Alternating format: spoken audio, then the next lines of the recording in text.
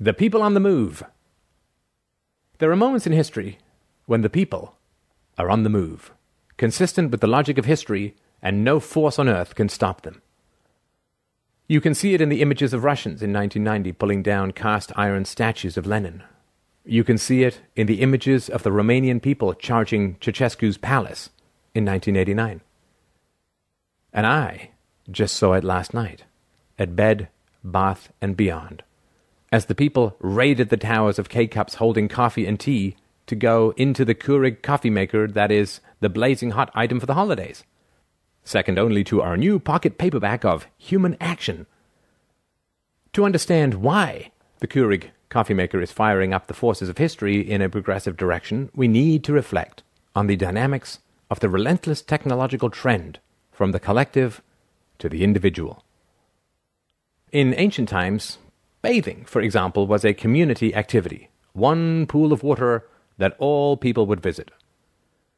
With technological progress came the family tub, in which people would dunk themselves one after another.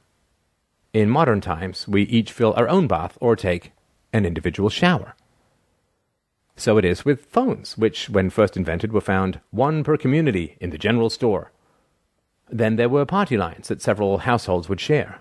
Then the phone came to the single-family home. Finally, the process of individuation culminated in the pocket cell phone, with one phone number per person. And so it is all over the world and throughout human history, provided there is the freedom to innovate, produce, and distribute. It's true with books, too. There was the Library of Alexandria for the whole world. Then there were public libraries for whole cities. Then we progressed to private libraries in homes. Now we long for the ultimate individuation, libraries on our cell phones, and books we can carry on our person. This relentless push to fulfill the demands of individualism is the driving force of human history. And so it is with coffee. For too long we've lived with a community form of delivery. Whatever a collectivist pot was made for the whole group is what we drank. Never mind that it is burned from the heating pad. Never mind that it is too strong or too weak, too dark or too light, or that it is just plain gross. Never mind that the preparation and cleanup requires that we stare at unappetizingly soaked coffee grounds that clog our sinks and stink up our trash. It was what we had, and we made do. Then came Starbucks and other specialized shops. Here, we could order what we wanted, and every drink was prepared fresh and according to our specifications. We are, after all, individuals, each of us with different tastes, desires, and demands.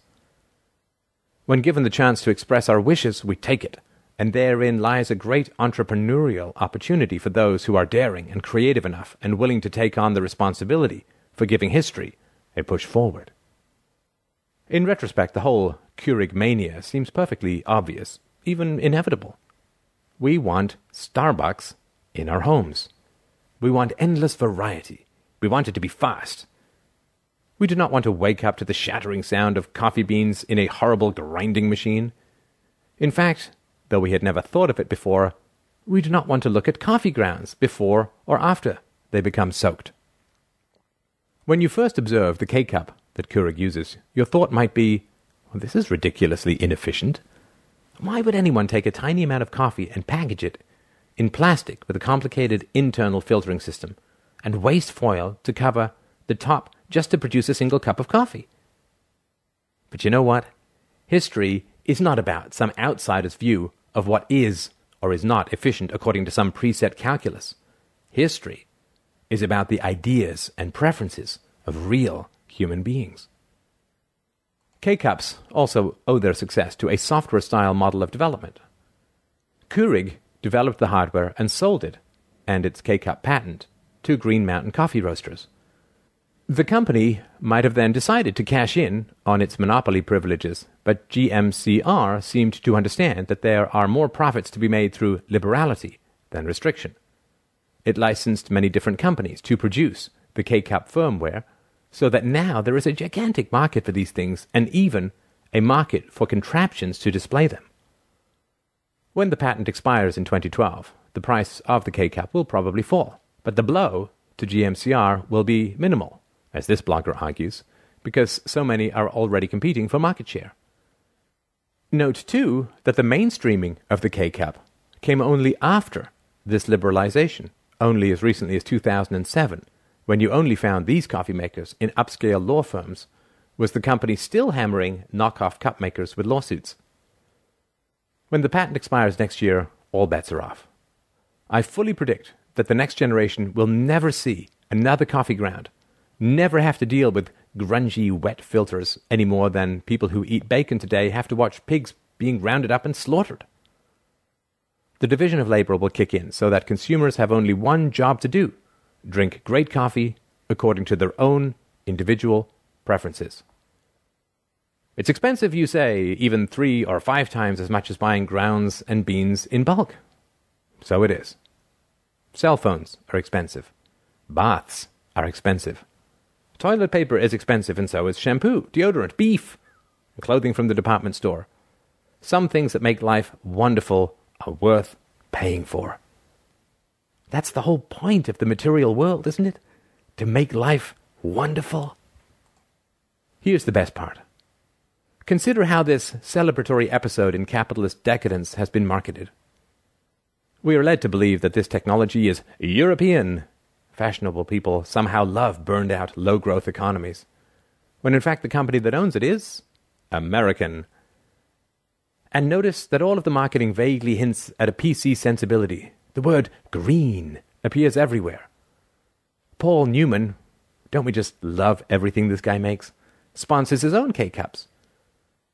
People on the packages are doing things like standing around trees on green hills. Surely this ridiculous excess is all very eco-friendly. Surely it is. The genius of capitalism is never more on display than in the last few years, when we've seen how the private sector can even sell anti-capitalism and make the big bucks. Prepare the landfills for mountains of used K-Cups, because that is what is headed our way. And when they're full, we can cover them with dirt and start again. And do this again and again until the invention of the Keurig coffee maker recedes into memory as just another landmark in the long struggle to leave the state of nature and climb to ever higher stages of the great chain of being. At each stage, we can easily observe the path from the collective to the individual, and also revel in the lovely irony that it is precisely our uniqueness that unites us all in the common cause of defending the freedom to buy and sell, which is the driving force of history.